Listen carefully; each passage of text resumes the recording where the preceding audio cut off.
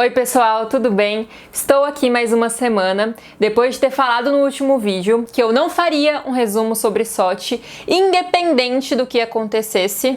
Mordi minha língua com força, porque não teve como não vir aqui fazer a minha avaliação, dar os meus pitacos e também as minhas cornetagens a respeito desse final de semana, que muita coisa aconteceu. Inclusive eu tive até que fazer uma lista, que é uma coisa super incomum, eu quase nunca faço tópicos, mas enfim, é isso. E antes que alguém me pergunte, porque eu sei que eu prometi que o perfil do Ricardo era o próximo vídeo a sair, semana que vem, que não tem corrida, no próximo final de semana, provavelmente ele vai pro ar, tá? Eu prometo assim. E também queria pedir logo no começo para vocês deixarem o like, se inscreverem, compartilharem esse vídeo, porque é madrugada de domingo para segunda. Eu fiz plantão esse final de semana, mas estou aqui insistindo, apesar do cansaço, para conseguir fazer esse vídeo. E é isso, vamos lá, porque tem muita coisa para dizer.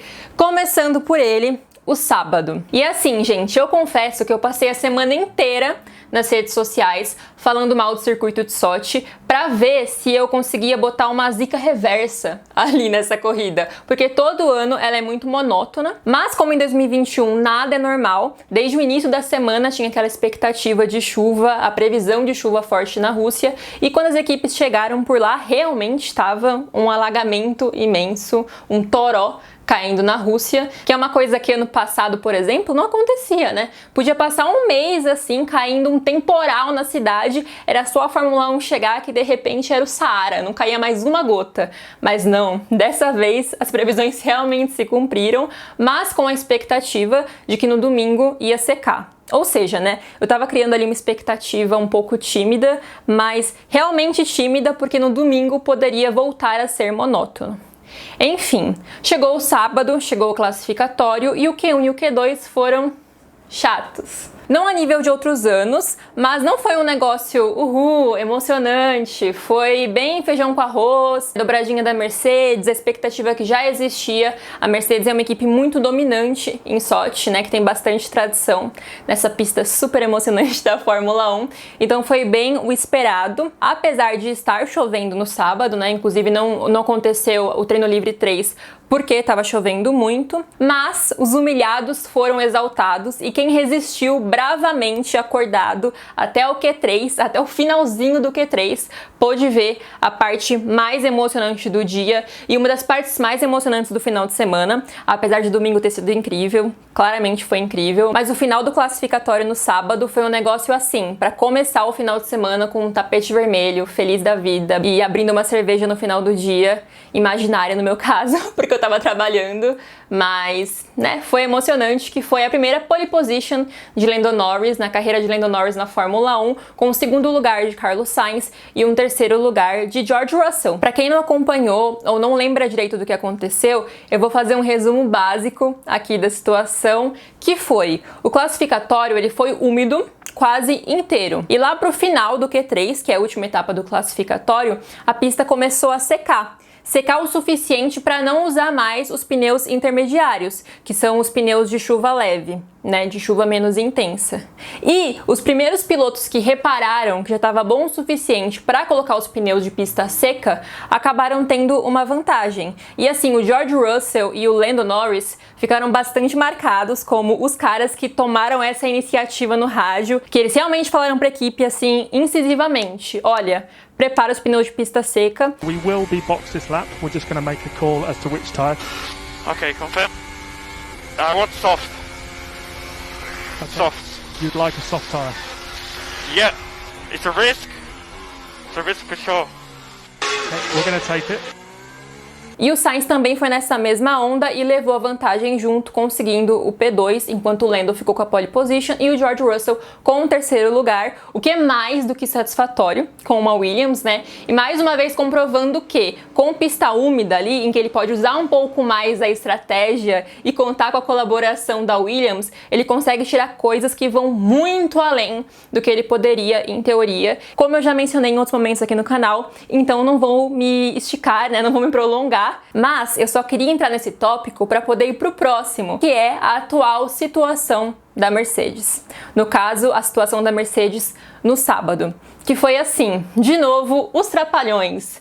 Eu não aguento mais, sinceramente. E assim, eu não vou questionar se o Lewis está numa fase boa ou numa fase ruim, o Hamilton, mas ele está cometendo erros que não podem ser cometidos para um cara que está numa disputa tão acirrada de campeonato, ainda mais no final de semana que, importante destacar, o Verstappen não fez classificatório, porque ele trocou o motor, né? Então ele ia largar de último, de qualquer maneira.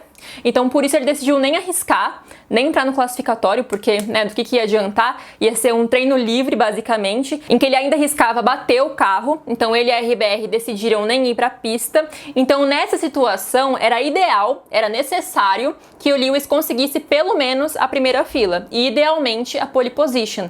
E ele não conseguiu entregar isso porque, primeiro, a Mercedes demorou para ter esse insight que eu falei de trocar os pneus intermediários de pista um pouco úmida para os pneus de pista seca. E quando o Lewis foi entrar nos boxes, ele bateu. Ele bateu ali na mureta da entrada dos boxes. Assim, gente, de verdade. Eu fiquei sem palavras, sabe? Porque quem me conhece, no sentido de assistir esse canal, nem precisa conhecer na vida, sabe que eu sou uma imensa fã do homem. Assim, eu tenho 44 tatuado no meu corpo. Eu sou realmente muito fã dele. Mas quando eu vi aquilo, eu fiquei... A vaca foi pro brejo. Eu realmente pensei assim, entrega as taças pro Max Verstappen, pra RBR, porque algo está acontecendo. A Mercedes não acerta uma, o Lewis está numa fase ruim, e assim, eu já quero destacar aqui que muitas pessoas falam que o Lewis está sentindo a pressão, que ele não sabe ter competição e tudo mais, porque, né, aparentemente é hábito desrespeitar um cara que já ganhou 7 títulos, como se ele tivesse tropeçado e caído de cara nos troféus. Mas enfim, o que eu concordo é que algo está acontecendo na Mercedes, independentemente de hoje o Lewis ter ganhado a corrida, sabe? Que aliás foi um negócio que me deixou muito feliz, me fez ver uma luz no fim do túnel e tudo mais. Só que a Mercedes tem que diminuir a quantidade de erros, porque não dá pra contar que toda semana que a Mercedes cometer um erro, a equipe adversária também vai. Mas ao mesmo tempo eu acho que discutir de onde vêm os erros pode ser um pouco raso, sabe? Porque eu sinto que tem coisas que a gente não vê internamente e também até de saúde do Lewis, que ele já falou bastante que esse ano tá sendo fisicamente difícil pra ele, e eu acho que é uma coisa importante de destacar porque existem muitos pontos a serem discutidos quando a gente fala de quais são os problemas da Mercedes esse ano. A pressão pode ser um deles? Pode, e com certeza porque a pressão ela cai na cabeça de todo mundo que precisa mostrar um resultado. Só que o Lewis estando na posição em que ele está, claramente ele foi muito autocrítico a respeito do erro que ele cometeu. Ele assumiu que aquilo não é um erro que um campeão que está disputando um campeonato tão acirrado pode cometer, assim, como se não fosse nada, mas ao mesmo tempo também eu acho que o importante é você não deixar o erro subir a sua cabeça num nível em que você não consegue mais pensar em nada ou que você perde a confiança, sabe? Começa a achar que aquilo pode se repetir e você começa a agir de uma forma que aquilo não aconteça de novo, fica cauteloso demais, porque querendo ou não, a pessoa que tem um espírito de campeão, ela não é tão cautelosa assim, né? Ainda mais quando a gente fala de Fórmula 1, assim, que é um esporte que estruturalmente não combina muito com o nome cautela. Enfim, chegando à reta final para poder ir pro domingo, eu só quero fazer mais 2 observações. A primeira delas é que McLaren, Ferrari e Williams não eram as 3 primeiras colocadas no grid de largada desde 2004. Brasil 2004. Assim, gente, eu era uma criança pequena sendo alfabetizada em 2004. Não tão pequena assim, mas pequena. E queria fazer um comentário de que extraoficialmente também aconteceu em 2012, mas o Hamilton perdeu a pole position pela McLaren que ele tinha conseguido por falta de combustível. Inclusive, eu acho que eu já comentei isso aqui, vou colocar o vídeo que eu comentei aqui no card, se eu já tiver falado, mas eu tenho quase certeza que sim, em algum vídeo mais técnico. Não, foi no resumo de corrida em que o Vettel foi desclassificado. Foi lá que eu comentei, vou colocar o card aqui em cima. E a segunda observação que eu queria fazer é que o Verstappen não foi o único a largar lá de trás por ter trocado o motor ou alguma peça fundamental do carro. Junto com ele estavam Bottas, Leclerc, Latifi e o Giovinazzi. O Giovinazzi foi o único que não trocou o motor, ele trocou a caixa de câmbio, mas todos eles tomaram punições por trocar peças fundamentais além do que poderiam no regulamento regulamento ou fora do espaço de tempo em que eles poderiam no final de semana. Agora entrando na parte que mais interessa, o domingo, eu confesso que eu tive dificuldade para enumerar o que eu ia dizer por aqui, porque muita coisa aconteceu, né? Inclusive eu tive que pegar alguns pedaços da corrida depois no Twitter e tudo mais, porque não passaram na TV. Tinha tanta coisa acontecendo que eu acho que o diretor ali de TV ficou perdido, e teve evento do começo ao final do grid, desde a largada. Importante dizer que a expectativa para a largada era grande, principalmente em relação ao Lando, porque em Sochi é muito comum que o líder acabe sendo prejudicado pela galera que vem atrás dele conseguindo pegar vácuo e ultrapassar nisso. Então na largada o pole position fica bastante vulnerável, e com certeza todo mundo sabia que o Sainz ia vir com sangue nos olhos ali por essa primeira vitória, que já escapou dele, por exemplo, ano passado em Monza, e também existia uma expectativa bastante grande do que o Lewis ia fazer. Se ele ia ter uma largada conservadora ou se ele ia com tudo pra cima logo de início, né, porque ele largou em P4. Eu não sei se eu mencionei isso aqui, mas apesar dos problemas que ele teve no Q3 no classificatório, ele conseguiu um P4, largou logo ali do lado do George Russell, então ficou aquela expectativa, ele já vai pra cima do Russell logo de início, pode ser perigoso, pode ser que ele se meta numa confusão. E assim, gente, bater e dar DNF era tudo que o Lewis não podia fazer. Ponto. Numa situação em que o concorrente dele ao título estava largando em último, ele não podia não terminar a corrida. Não existia essa possibilidade, assim. E eu acho que isso explica bastante do que aconteceu depois, quando ele finalmente largou, que foi uma largada péssima. Algumas pessoas até brincaram que parecia que ele deu ré, porque ele foi de quarto para sétimo.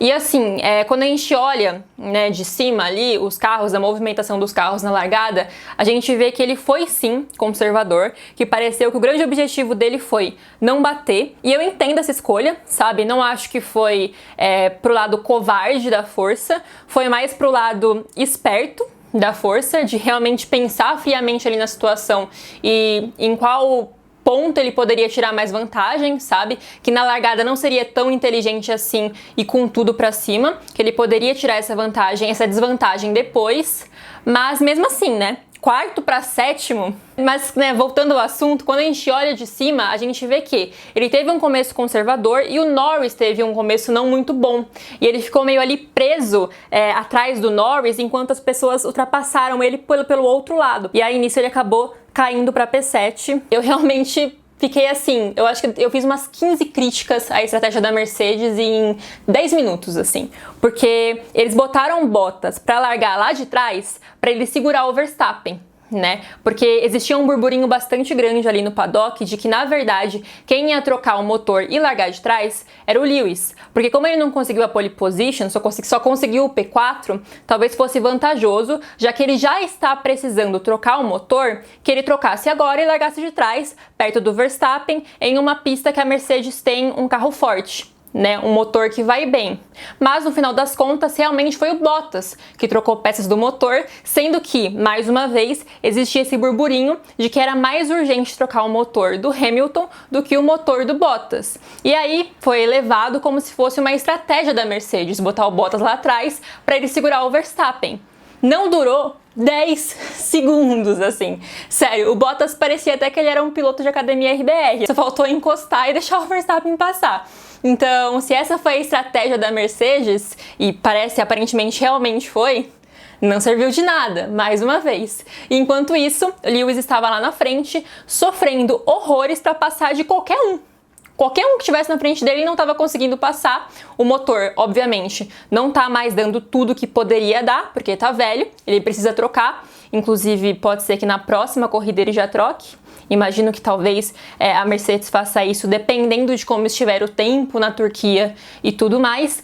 E o Lewis também ficou preso num bondinho do DRS, né? Porque todos os carros do George Russell, que estava em terceiro, ao Lewis, todos eles estavam a menos de um segundo um do outro. A asa aberta, ela facilita a ultrapassagem, mas se todo mundo tá com a asa aberta, dificulta para que um passe do outro, sabe? Porque todo mundo tá ali com uma vantagem aerodinâmica para conseguir ultrapassar. e aí ninguém ultrapassa ninguém, basicamente. Mas num bondinho de carros é extremamente prejudicial para quem tá mais para trás, né? No caso foi bom pro George, porque ele ficou bastante tempo ali em P3, inclusive queria destacar que ele teve um ótimo início de corrida, uma ótima largada e ótimas primeiras voltas, até a hora que ele foi pro box. Tava indo tudo bem, e ele acabou ajudando bastante o Lando e o Carlos Sainz, assim, que o Carlos, a gente vai comentar daqui a pouco o que aconteceu para ele acabar perdendo esse P2, inclusive vi algumas pessoas falando que, pô, ele ficou em terceiro lugar e não é bom porque ele começou em P2.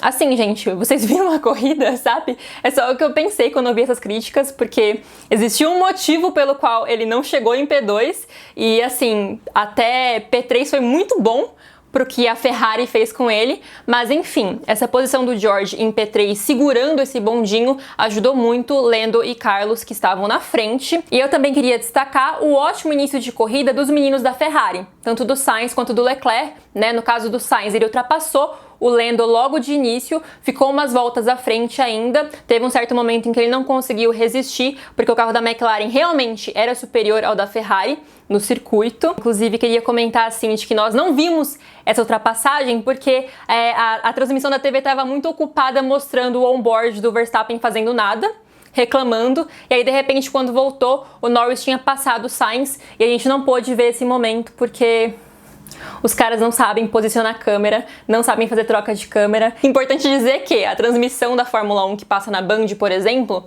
é oficial, então a culpa é centralizada lá na galera que organiza a transmissão de Fórmula 1, não tem culpa de nenhuma TV em específico, porque é um sinal único transmitido para todo mundo que compra os direitos, e eu não entendi o que aconteceu, que eles simplesmente não sabiam para onde direcionar a imagem. Assim, por exemplo, o Stroll, ele se meteu em 3 confusões diferentes, a gente viu uma.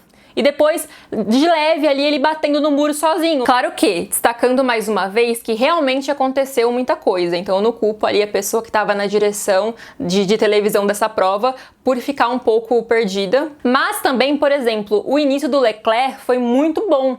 Ele largou de 19º e de repente estava em 12º. E isso foi uma coisa super pouco mostrada ali. Não teve destaque, sendo que, gente, o cara sair de P19 para P12 logo de início, o Verstappen não fez isso, por exemplo, sabe? Obviamente que o Verstappen está concorrendo ao título, no momento ele era o líder do campeonato, a expectativa era de uma corrida de recuperação, então é entendível que ele tenha um destaque. Mas o que o Leclerc fez foi, assim, impressionante. O vídeo é super bonito mesmo de ver, assim, dá um prazer como fã de automobilismo.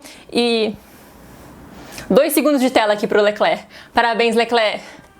E foi isso. E não deram destaque nem pra desgraça do homem também. Acho que a pessoa que comanda ali as câmeras não curte muito dar tempo de tela pro Leclerc. E ficou muito focado ali no topo, né? Mostrando um pouquinho ali o que estava acontecendo com o Verstappen, enquanto ele estava mais para baixo no grid, mas ficou bastante focado na atividade Norris e Lewis, o que é super compreensível e foi super legal de assistir e tudo mais, mas não custava nada dar um minutinho de fama ali pros caras que estavam mais para trás e estavam fazendo coisas. Mas enfim, voltando aqui para a narrativa da corrida, depois das primeiras voltas, que já deram assim muito mais do que outras corridas inteiras em Sochi já ofereceram para o espectador, depois dessas primeiras voltas, a corrida deu uma estabilizada, sabe? Ainda continuava emocionante de certa forma, estava entretendo, mas as ultrapassagens deram uma estagnada, o que é comum, porque essa pista é conhecida por ser uma pista com poucas ultrapassagens. Então já começou a existir aquela expectativa pelas paradas, né? Porque os boxes podem mudar tudo, boas paradas ou as paradas ruins podem transformar a corrida de um piloto, e foi exatamente o que aconteceu, né? Pro bem e pro mal.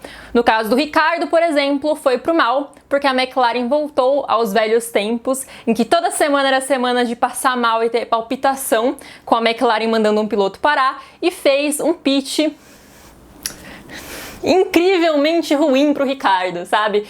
Assim, o cara tá tomando confiança no carro, pensando, putz, agora eu entendi como funciona, e a equipe falou, você entendeu como funciona?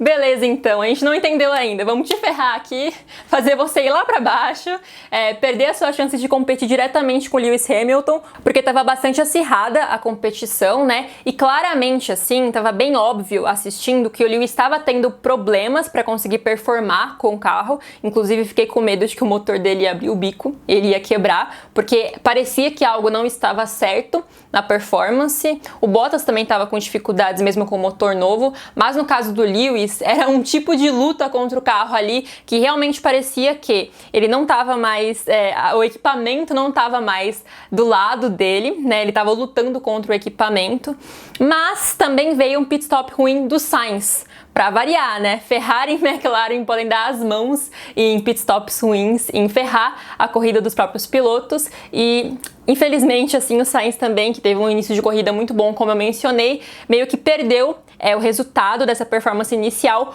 por causa da própria equipe, o que não é um negócio raro, né? Ferrari fazendo ferrarice. Sinto muito aí por quem torce para essa equipe. Estamos juntos em certas semanas, porque a McLaren é muito complicada. Hoje também deu tudo errado. No final das contas, a culpa do que aconteceu com a McLaren hoje não foi tão... né? Não tá na conta dos mecânicos, tá na conta do piloto, no caso do Lando, e o Ricciardo ainda conseguiu um resultado bom, mas o que eu quero falar nesse momento é que todos esses fatores acabaram também ajudando o Hamilton, porque ele ficou mais tempo do que ele deveria com os pneus macios dele, ele conseguiu se manter ali além do esperado, que eram 22 voltas, isso fez com que ele tomasse uma vantagem em relação a quem ele tinha conseguido passar.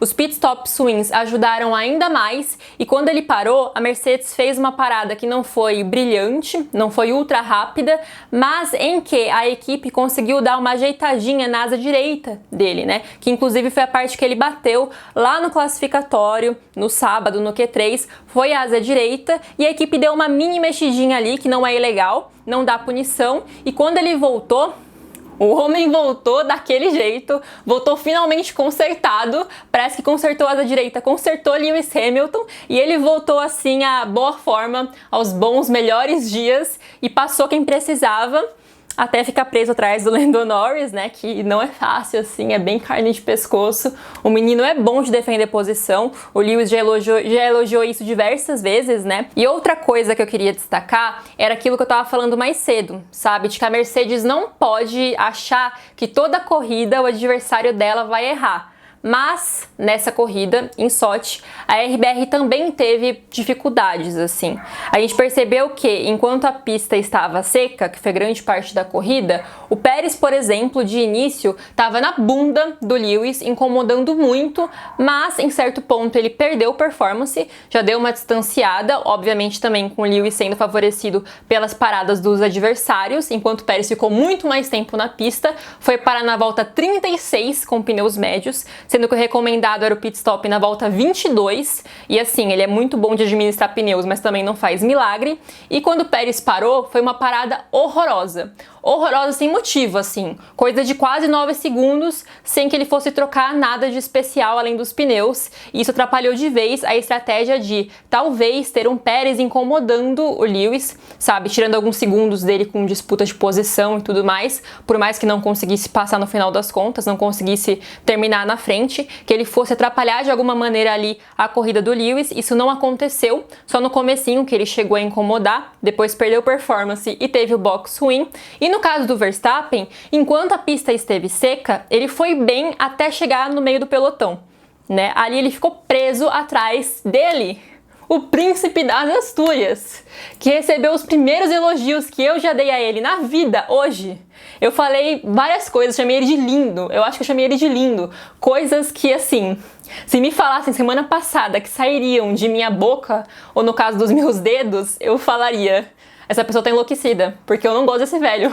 Ex-aposentado de Fórmula 1 pra mim é um negócio inaceitável, mas hoje eu me rendi a Fernando Alonso.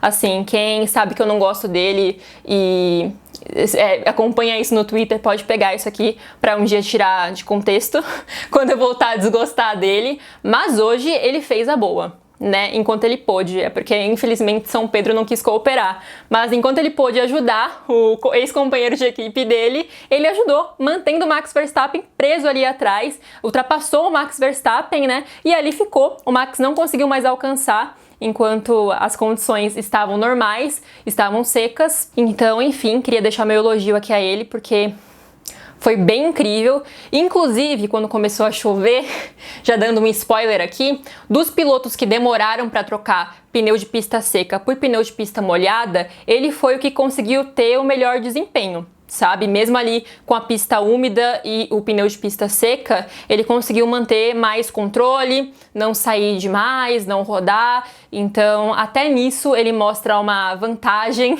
que foi trazida pela maturidade, além do talento, e um controle também, né? Ele tem muito controle sobre esse carro da Alpine, foi um casamento muito bom mesmo.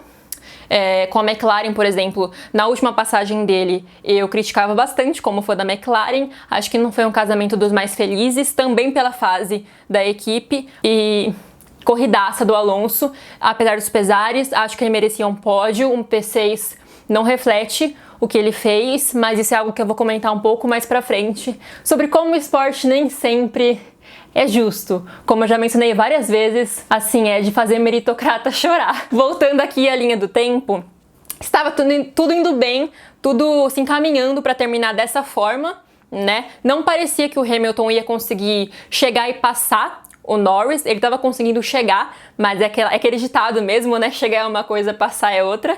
E ele admitiu isso, inclusive, no rádio, que ele não estava com ritmo suficiente para conseguir passar o Norris, mas o canto da chuva que os engenheiros estavam fazendo nos rádios já fazia algum tempo na corrida, realmente se concretizou lá pro finalzinho, nas últimas 5 voltas. De repente mostraram a galera nas arquibancadas erguendo os guarda-chuvas e eu simplesmente fiquei, não pode ser, isso não vai acontecer, sério, porque assim, gente, eu sabia que ia dar alguma porcaria, eu só não sabia pra quem, mas assim, últimas 5 voltas, começa a chover, você vai falar pro seu piloto, então, vem pros boxes, ele vai pensar, quem já foi? Se eu for agora eu vou perder minha posição? Já vim até aqui, dessa forma, indo bem, corrida boa, agora eu vou parar? Nisso falando especialmente da galera nas primeiras posições, né? E de início parecia que era uma garoa tímida, uma coisa ali, sabe, que dá aquela molhada, mas não encharca também, não é suficiente para deixar a pista inteira muito úmida. Então eu pensei, talvez fique assim, dessa maneira, e eles não precisem parar e não vão ser prejudicados com isso. Mas parece um negócio, né? Eu até tava pensando, putz, todo mundo tá torcendo pra chover aqui no Twitter, então não vai chover, porque tão zicando a chuva.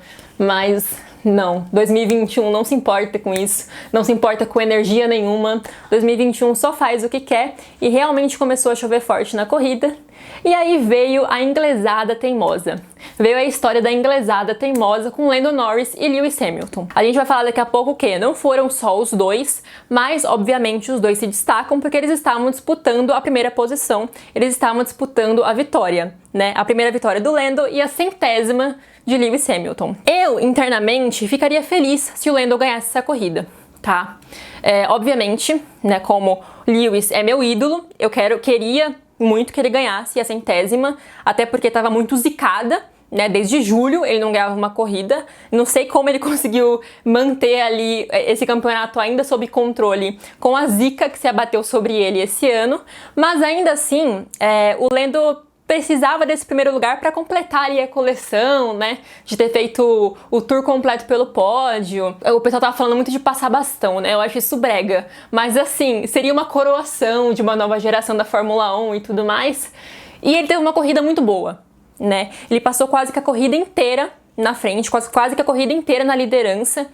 Então assim, a gente sabe que a Fórmula 1 não é sobre isso, né? O importante é chegar em primeiro, não é passar a corrida inteira em primeiro. Até então a McLaren tinha feito uma boa estratégia para ele, tudo estava dando certo, mas aí começou a chuva e veio a inglesada teimosa, e tanto Lando quanto Lewis receberam orientações no rádio para parar. Não foram ordens, mas foram orientações. Eu quero destacar aqui uma coisa que foi o comportamento do Lando durante toda a corrida no rádio, sabe? De ele ser muito reativo e toda a corrida ficava falando pro engenheiro dele calar a boca e não querer ouvir o que ele tinha a dizer. Em certos momentos fazia super sentido, sabe? De, por exemplo, ele querer falar a quantos segundos o Sainz estava quando o Hamilton estava no retrovisor. Não faz sentido, tanto faz. Mas nesse momento, eu realmente acho que ele deveria ter ouvido o que a equipe dele tinha a dizer. Porque ele era um cara que estava ali, obviamente, numa posição privilegiada de estar na pista. Então ele tinha uma impressão única de como estava a situação de umidade e tudo mais. Mas, ao mesmo tempo, a equipe dele estava lá com o mapa de meteorologia na frente e sabia que a chuva ia apertar. E ele não escutou e a equipe não insistiu. Isso é uma coisa que eu também queria destacar aqui, que eu acho que a McLaren deveria ter insistido mais, sabe? Deveria ter sido mais incisiva.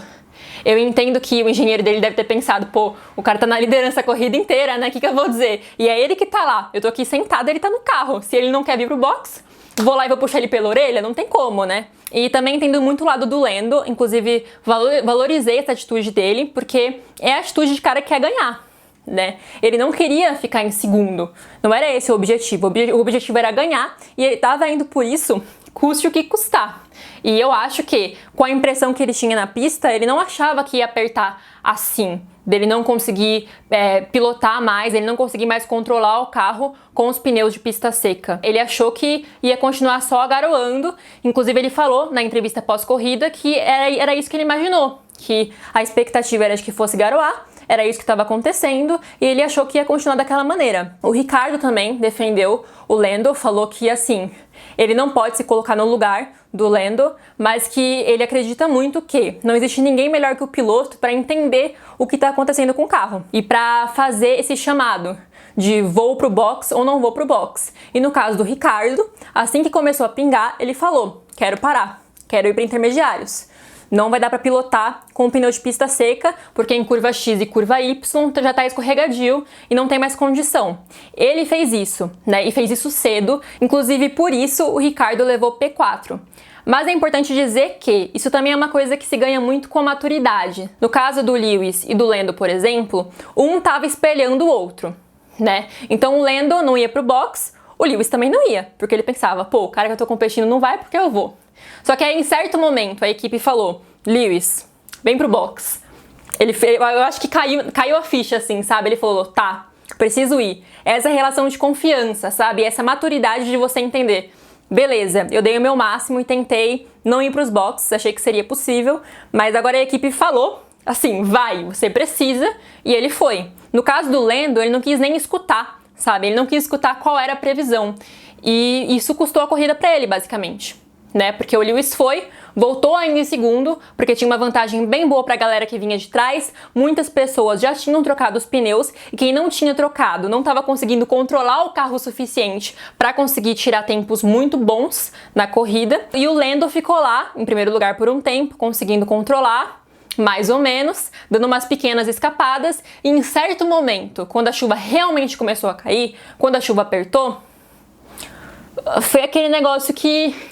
sem palavras, né? Assim, dá vontade de sentar e chorar, porque ele começou já a fazer assim, né? Parecia que tava num pinball com o carro dele. O Lewis passou ainda na pista e ele escapou.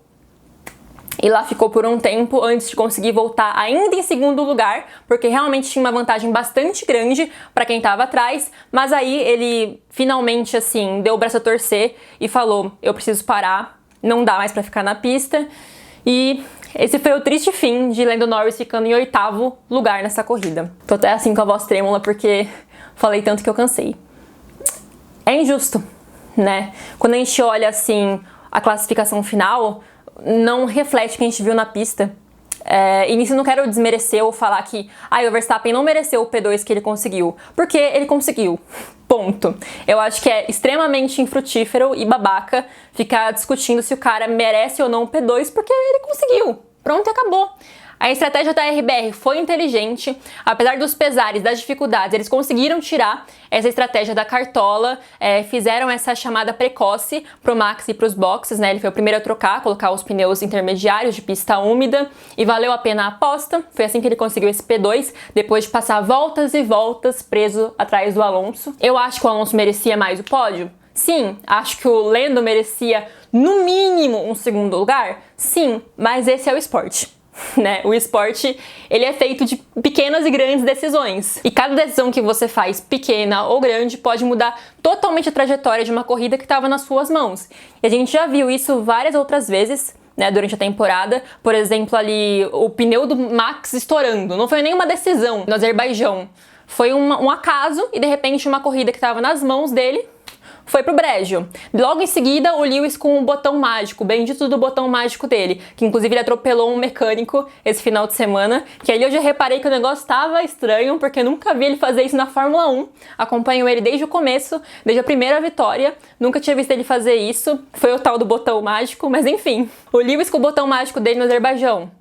Sabe, foi uma pequena escolha ali errada que custou a corrida inteira. Um trabalho que ele e a Mercedes construíram durante trocentas voltas e que se perdeu assim, por uma decisão mínima. Então, assim, isso que o Lando fez hoje não é uma exclusividade dele, novamente, né? Aqui a gente tá falando muito sobre padrão de comportamento, mas é porque é importante destacar que ninguém é infalível na Fórmula 1. E isso que o Lando fez hoje vai ficar na cabeça dele por um tempo. Porque, inclusive, eu acho que foi o ADF1, que é um site bem grande do exterior, que postou isso, né? Que o quarteto do Twitch, os 4 perderam a chance de ganhar a primeira corrida de uma maneira besta. O George, por exemplo, ano passado em Sakir, o Albon no acidente com o Hamilton ali, que teve aquele toque dele com o Hamilton. Então, assim, são derrotas que você perde de maneira besta, de uma maneira evitável, que doem mais. Quando o piloto perde por uma coisa que não dava pra prever, que não dava pra poder evitar, claramente eu acho que é mais fácil de engolir, né? Dói ainda, mas é mais fácil de engolir, como aconteceu algumas vezes esse ano com o Max Verstappen, né? Da roda mesmo no Azerbaijão, ele ficou super bravo, mas logo em seguida ele já tava mais de boa, porque vai fazer o quê, né? Além de o Lewis ter feito porcaria, mas também, assim, foi uma coisa totalmente fora do controle dele, que ele brigou ali com a Pirelli, mas ele não poderia fazer nada para evitar. Então, nesses casos, eu acho que dói menos. E no caso do Lando, vai ainda ficar na cabeça dele por um tempo. Queria destacar aqui a reação muito legal que ele teve logo no pós-corrida, de ir lá abraçar o Lewis. E também destacar que eu fiquei com muita dó das entrevistas dele, que ele deu logo em seguida, né? Porque o olho dele tava cheio de lágrimas, assim. Eu até vi no Twitter uma pessoa brincando que ele tava tipo o Agostinho naquele vídeo deitado na calçada. Eu vou tentar achar esse post porque é muito engraçado. Uma coisa meio, eu fiz tudo certo, Deus, porque me castiga. Não quero mais. Se não é pra ser do meu jeito, também não quero de jeito nenhum, porque eu fiz tudo como estava combinado com a vida. Eu falei, olha, eu vou fazer assim, vou ter esse resultado. Falhei em tudo. Não obtive meu rendimento, não obtive minha empresa, perdi tudo que era meu. Então, não quero mais. E ele também teve que aguentar as famigeradas perguntas cretinas, né? Do, você tá feliz com o seu desempenho? Como jornalista, como uma pessoa que tem local de fala nesse assunto, eu acho que esse tipo de pergunta é a pior que você pode escolher fazer nesse tipo de momento muito delicado. Não só no mundo do esporte, mas também quando uma pessoa acabou de, às vezes, passar por um acidente, perguntar como ela tá se sentindo, se tá tudo bem. Obviamente não tá tudo bem. É assim, óbvio, é uma pergunta que não tem nenhum tipo de valor jornalístico naquele momento. Pode ser que, né, ali na pressão, no calor do que eu vou fazer, o que eu vou perguntar, como eu vou abordar esse assunto, a pessoa não saiba como reagir. Também porque você não sabe como o piloto vai reagir, né? No caso do Lando, ele reagiu com bastante graça. Outra coisa que eu quero aqui elogiar, que ele não foi grosso, não deu resposta atravessada, patada em jornalista, apesar de estar no momento de fundo do poço ali. Depois de um final de semana tão bom em Monza, chegar na Rússia também com desempenho lá em cima, tudo dando certo, uma consistência da McLaren, né, de resultados bons, e aí no finalzinho tudo dá errado. Mas, novamente destacando que o Lando hoje é mais jovem do que quando o Lewis entrou na Fórmula 1. sabe? E ele tá já no 3º ano dele de Fórmula 1. Então, ele ainda tem muita coisa para crescer. E mais uma vez, eu acho que ele tá mostrando que ele tem muito mais potencial do que era esperado dele por algumas pessoas, por ele ser um cara midiático e etc. Isso é uma coisa que eu quero tocar aqui também, porque eu vi algumas críticas ao Lewis, por exemplo, essa semana, falando que o problema dele é que ele pensa em muitas coisas extra-pista e tudo mais. E, gente, o Lewis sempre foi assim, independente do nível de envolvimento de agora ele ter uma ONG, de ele ter uma equipe que corre na Extreme E e etc, independente de tudo isso, mesmo antes, ele era um cara que namorou com a Pussycat Doll. A Pussycat das Pussycat Dolls, Nicole Scherzinger, sabe? Não tem como ficar mais midiático do que isso. E era uma época em que ele tava toda semana nos tabloides britânicos por coisas que não eram relacionadas à Fórmula 1. Então, assim, é importante dizer que, por exemplo, o Lando Norris se afastou de redes sociais em comparação a como ele usava antes. Hoje em dia o Instagram dele é administrado por uma pessoa contratada, porque ele recebia muito hate quando ia mal numa corrida, de gente falando que ele estava indo mal porque ele mexia na internet. Sabe, como se fosse assim, uma explicação super lógica. Nossa, ele tá numa fase difícil porque ele tá passando muito tempo no Twitter, muito tempo no Instagram. Esses caras se esforçam muito, sabe? Existe muito esforço envolvido e muita pressão envolvida, e o cara não pode simplesmente fazer o que ele quer. E no caso da Mercedes, é de conhecimento geral que eles dão bastante liberdade pro Lewis fazer coisas extra-equipe, por confiarem que ele consegue equilibrar as coisas, em que inclusive é bom pra ele, em uma época em que o Lewis era mais, tinha mais restrições impostas pela equipe. O desempenho dele não era tão bom quanto ficou depois, quando ele conseguiu dividir a atenção dele entre várias tarefas. E o próprio Lando também falou que no começo do contrato dele com a McLaren era mais conservadora do que ele podia ou não fazer extra pista. E depois eles tomaram mais confiança ali no trabalho dele e no esforço que ele colocava, e ele começou a ganhar mais liberdade para poder investir em projetos paralelos, como a equipe de esportes que ele tem, que eu já mencionei no perfil dele, mais uma vez, vai estar aqui no card. E eu só queria inserir essa observação para poder falar um pouco sobre isso, sabe? Que ele é um cara muito jovem, é um cara que tem muitos holofotes em cima dele, muitos fãs que tem uma expectativa de que ele ganhe logo, mas é uma questão de tempo. E ele é um cara que tá em ascensão em todos os aspectos ali dentro da Fórmula 1, como um símbolo de uma nova geração, né, junto ali com George Russell, que pega um nicho diferente de público, Leclerc também pega um nicho diferente, assim como o Verstappen, que já é um veterano de Fórmula 1, mesmo sendo jovem, mas que, independente de ser uma cara midiática, ele também tá se tornando uma cara na pista, né, mostrando que ele tem muita coisa ainda para oferecer à categoria. E, obviamente, assim, eu fiquei igualzinha a social media da McLaren, que ficou com a mão na cabeça e uma cara de tristeza, porque realmente não é justo. O P6 do Alonso não é justo, o P8 do Norris não é justo, o P5 do Bottas não é justo. Eu acho que é um outro destaque aqui pra colocar. O Bottas ter terminado em P5 com aquela corrida pífia do Bottas mostra como, no final das contas, essas últimas voltas foram muito uma questão de comunicação de equipe. Sabe? A equipe conseguir se comunicar de uma maneira eficiente com o piloto e os dois concordarem para escolher a estratégia mais inteligente. Simples assim. É isso que definiu muitas posições no final das contas na corrida de Sochi.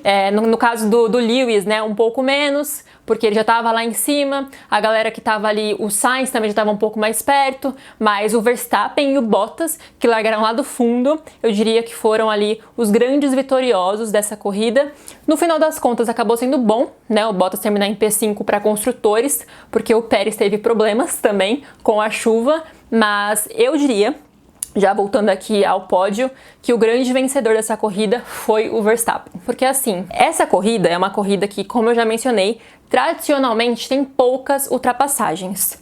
Um carro de ponta, como o carro do Verstappen, assim, no melhor dos cenários, a expectativa seria um P5. Não seria pódio. Isso no melhor dos cenários. Ele ter alcançado um P2, que deixou pouquíssima vantagem para o Lewis, com várias corridas faltando, com vários circuitos que, seguindo a lógica do resto do ano, vão ser mais benéficos para a RBR, vão favorecer a RBR, Foi uma grande vitória pro Verstappen, sabe? Ainda mais largando de 20º, sem ter feito classificatório, depois de ficar trocentas voltas preso atrás do Alonso, quando parecia que não ia mais dar, que realmente isso ia ser a corrida dele, que ele ia terminar por ali e não tinha mais o que fazer. Depois que ele voltou dos boxes, da parada obrigatória, ele não conseguiu tirar desempenho do carro. Algo aconteceu ali que os caras da Band estavam falando que era um problema. Que problema, sabe? O problema era um dia não muito favorável para a RBR. Esse era o problema, não tinha problema no carro aparentemente. Mas enfim, né? Estavam querendo desmerecer os feitos de Fernando Alonso. Aqui não, hoje ninguém vai desmerecer Fernando Alonso nesse canal. Ele ter conseguido acertar essa estratégia junto com a RBR ali rapidamente para ser o primeiro a ir para os boxes foi fundamental para conseguir esse P2 e foi inacreditável, assim, sério. Eu terminei assim, feliz, obviamente, porque sem vitórias do Lewis, mas frustrada de como a gente rodou e o Verstappen terminou em P2, nem para terminar em P3. Ser ali o Sainz em segundo, porque, né, ele teve uma corrida consistente também, um ótimo classificatório e tal, e a Ferrari ferrou ele, mas ainda assim ele conseguiu. E ainda relembrando que o Lewis vai ter que trocar o motor. Então agora o Verstappen já tá com o motor novo, com uma punição que valeu de nada, foi como se ele não tivesse tomado punição, né? Afinal ele terminou ali em segundo lugar, não teve grandes prejuízos, como ele mesmo mencionou na entrevista pós-corrida, né? Foi o dia ideal para a RBR em termos de Max Verstappen, já que eles nem ligam pro Sérgio Pérez mesmo ali. É simplesmente um coadjuvante da equipe, desde que o Max esteja bem, tá tudo bem. Então assim, eu acho que esse barato pode sair caro para a Mercedes, sabe? E apesar da vitória de hoje e de, no final das contas, ter valido a pena, de certa maneira, não ter trocado o motor do Lewis nessa corrida, ainda assim, não tô pondo muita confiança para quando agora vai ser um bom momento para fazer essa troca, para tomar essa punição. Eu diria que talvez na Turquia, de novo, né, já explicando aqui, detalhando, caso chova lá. Ano passado a corrida foi em novembro, choveu.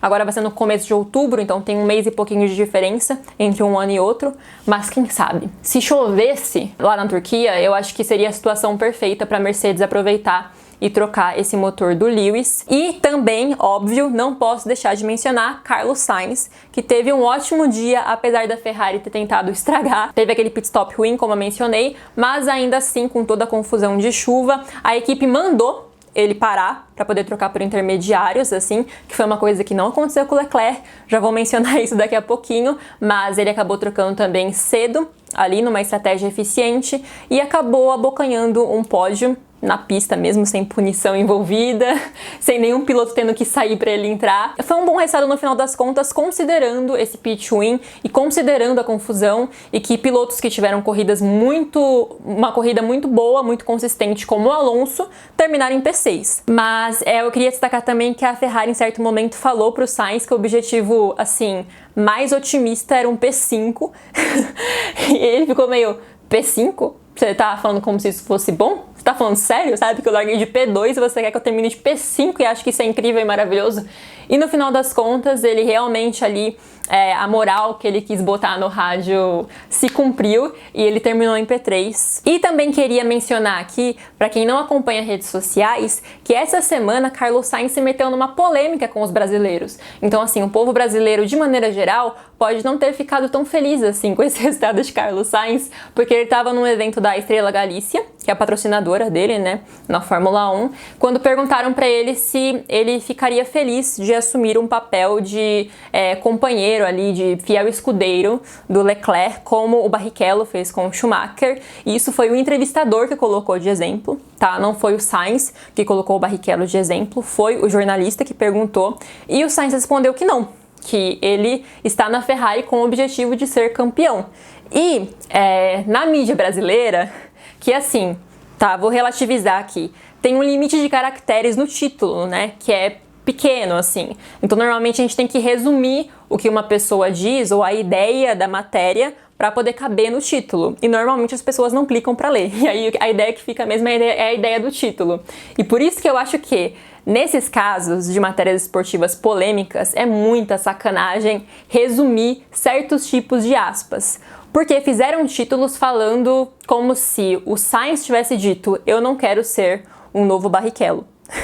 E aí as pessoas que acompanharam a época do Barrichello na Ferrari ou que gostam dele porque ele é um piloto brasileiro que teve algum tipo de expressão na Fórmula 1, ficaram muito bravas, falando assim, quem esse cara pensa que é? Ele é só o filho do Carlos Sainz, Sir. Falaram que ele tem que comer muito arroz com feijão pra um dia chegar no mindinho do Barrichello. E aí eu acho que ele sentiu essa energia positiva ali e foi um final de semana da parte dele perfeito do início ao fim. E de resto, o que eu queria destacar de destaques positivos e negativos fora desse topo e da galera que estava no topo e acabou caindo por algum motivo, são as outras pessoas que foram prejudicadas por estratégias ruins de demorar para trocar ou não querer trocar os pneus de pista seca por pneus de pista molhada, que no caso foram o Alonso, o Pérez e o Leclerc. Primeiro, eu queria falar do Leclerc, porque assim, o rádio dele com o engenheiro de pista é um negócio absurdo, é o cúmulo do amadorismo, é um negócio que você não vê em Fórmula 3, assim, que é uma categoria muito mais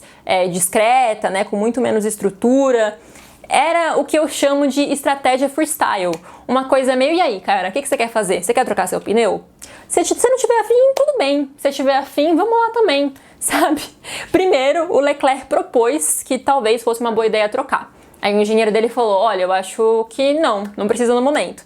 Aí depois o engenheiro dele falou, olha, eu acho que é uma boa ideia, vem pro box. Aí o Leclerc falou, não, vou tentar continuar. E ficou nessa, tipo, um jogando a bola pro outro, sabe? Batata quente, assim. Essa disputa de vou, não vou. Eu acho que é bom ir. Eu acho que não.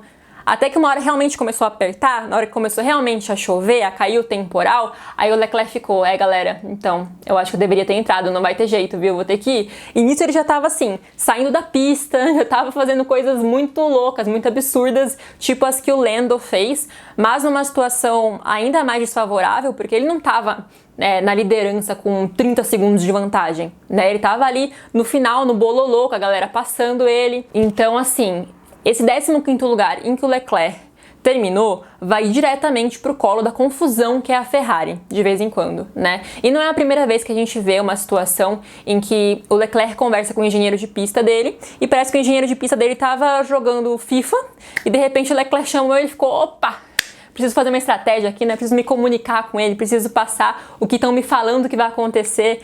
Parece que não existe um intermédio de informações, sabe? É tudo super perdido, sendo que no caso do Sainz foi muito mais assertivo. E no caso do Leclerc foi simplesmente tira casaco, bota casaco. Ridículo, ridículo. E no caso do Pérez foi uma coisa mais ou menos parecida, mas aí eu acho que dá pra colocar um pouquinho mais na conta do Pérez, porque o engenheiro dele perguntava as coisas e o Pérez não respondia. Eu não sei o que tava passando na cabeça dele naquela hora, se ele tava frustrado com alguma coisa. Eu sei que o engenheiro dele falava, e aí, você quer botar pneu de pista, você quer botar pneu intermediário, né, pneu de pista úmida? E ele ficava, vai chover? Aí o engenheiro dele falava assim, parece que sim. Aí ele, mas agora não tá chovendo, não vamos colocar não.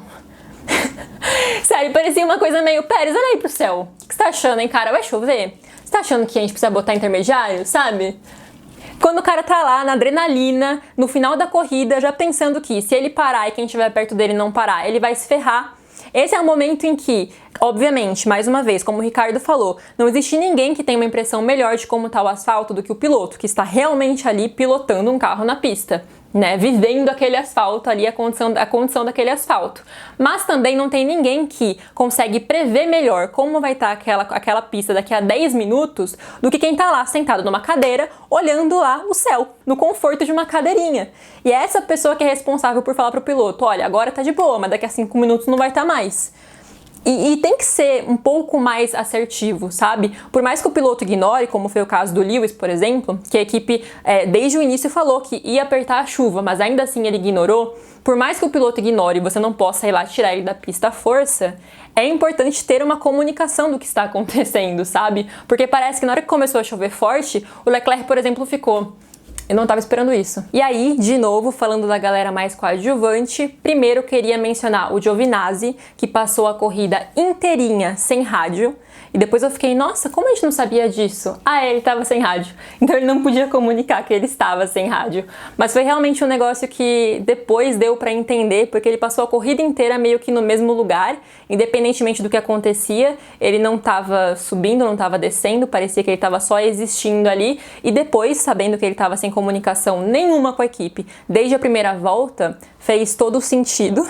A segunda coisa é o Stroll, que teve um final de corrida meio desastroso, assim, né? Teve um toque com o Vettel, que ficou muito bravo e foi reclamar com o Lawrence Stroll, que com certeza vai botar o filho dele no cantinho do castigo. Depois, o Stroll ainda teve o toque no muro e o toque no Gasly, que rendeu os 2 pontos de punição para ele na superlicença, que é importante dizer que o Stroll já tem 8 pontos. Então ele tá ali junto com o Sérgio Pérez e Lando Norris na liderança de mais pontos na superlicença, que, né, os pilotos tomam quando eles levam punições por coisas que eles fazem durante as corridas. E também mencionar que o Lando, quando ele foi trocar os pneus finalmente de pista seca para pista molhada, ele ultrapassou aquela linha branca que em teoria não pode. Inclusive o Tsunoda tomou uma punição de pontos por ter ultrapassado essa linha indevidamente, né? Mas no caso do Norris, os comissários de prova decidiram que não tinha como ele não passar por ali. Sabe, que a situação fez com que ele passasse por ali, que não era culpa dele, e por isso ele tomou uma advertência, uma reprimenda, não tomou uma punição de pontos ou de posições no grid de largada na próxima corrida, nada do tipo. E a última coisa que eu queria mencionar são as piadinhas do Bottas com as trocas de motor dele. Assim, o homem que tá cumprindo aviso prévio quer guerra com todo mundo, então ele postou uma piadinha assim dele com um monte de motores velhos atrás, como se fosse os pneus de pole position do Lewis, mas dessa vez motores, no caso dele, motores descartados. Assim, claramente insatisfeito com o fato de que a Mercedes estava disposta a deixar ele no final do grid se lascando para poder tentar uma estratégia para favorecer o Hamilton, o que não surpreende, obviamente, né? Agora que o Bottas não é mais um piloto Mercedes, não vai mais ser um piloto Mercedes, que eles favoreçam o Lewis, e ao mesmo tempo que o Bottas não queira cooperar. Mas ainda assim, depois ele estava lá comemorando as 100 vitórias de Lewis Hamilton, que inclusive quero dizer que fiquei emocionada, chorei um pouco assim, porque quando a gente vê a primeira vitória de um piloto, se você assiste há pouco tempo e, por exemplo, é fã do Lando, quando você assistir a primeira vitória do Lando, com certeza você não vai imaginar quantas vitórias ele vai ter, sabe? É uma coisa inimaginável, assim, é um mistério, né? Quantas vezes eu vou ter a oportunidade de ver o meu piloto favorito ganhando uma corrida? E eu vi Lewis Hamilton ganhando 100 vezes. E isso é uma coisa que me deixou emocionada, assim. Eu vi a primeira vitória dele e eu vi a 100ª vitória dele. E continua sendo tão legal quanto era na primeira vez. E é muito legal ver o piloto que você adora, que é o seu ídolo, tendo sucesso e virando numericamente o maior da Fórmula 1. Eu concordo muito com o tweet que falou assim: o melhor da Fórmula 1 fica ao seu gosto, ao seu critério, mas o maior da Fórmula 1 é o Hamilton. E assim, contra números, não existem argumentos. Você pode dizer que ele não merecia X, Y, Z vitórias, mas é como eu falei sobre a posição do Verstappen, por exemplo, sabe? É infrutífero você discutir contra fatos. Acabou, sabe? As coisas são como são. E assim, em certos momentos parecia que essa 100ª vitória nunca ia sair, né? Inclusive o Lewis mencionou isso, que ele chegou a pensar que talvez ele nunca fosse ganhar a 100ª corrida, pra gente ver como a autoestima tá alta lá na Mercedes ultimamente. Mas, assim, quando o Toto Wolff foi no rádio falar: Lewis, você pode ganhar essa, foi a voz divina dando aquela força, aquele pontapé para que ele, né, tivesse uma boa corrida de recuperação e finalmente ganhasse essa 100ª corrida. Muita felicidade, alegria e satisfação.